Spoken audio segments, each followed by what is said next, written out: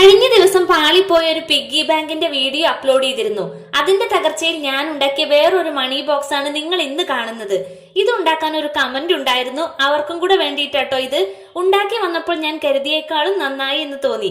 എപ്പോഴും നമ്മുടെ തുടക്കം ക്ലേ കുഴച്ച് ഒന്ന് മയപ്പെടുത്തിയിട്ടാണല്ലോ, ഇന്നും അങ്ങനെ തന്നെ തുടങ്ങാം.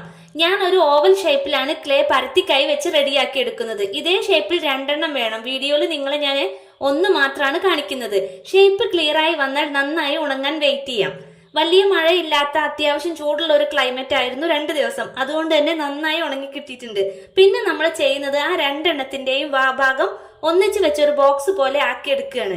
ചെറിയ ക്രാക്കൊക്കെ ഉണ്ട്, അത് സാരമില്ല, പെയിന്റ് ചെയ്യുമ്പോൾ റെഡി ആയിക്കോളും. അതിനെ ഒന്നിച്ച് വെക്കുമ്പോഴുള്ള ആ ചെറിയ ഗ്യാപ്പ് ഉണ്ടല്ലോ, അത് ക്ലേ വെച്ച് ഫില്ല് ചെയ്ത് സ്മൂത്ത് ആക്കി എടുക്കാം.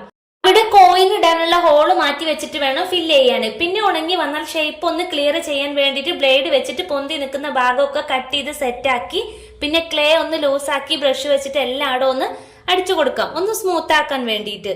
അതും കൂടെ ഉണങ്ങി വന്നാൽ പിന്നെ നമ്മുടെ കഴിവ് പുറത്തെടുത്ത് പെയിന്റിംഗ് ഇഷ്ടപ്പെട്ട രീതിക്ക് ഡിസൈൻ ചെയ്യാം. അങ്ങനെ മണി ബോക്സ് റെഡി.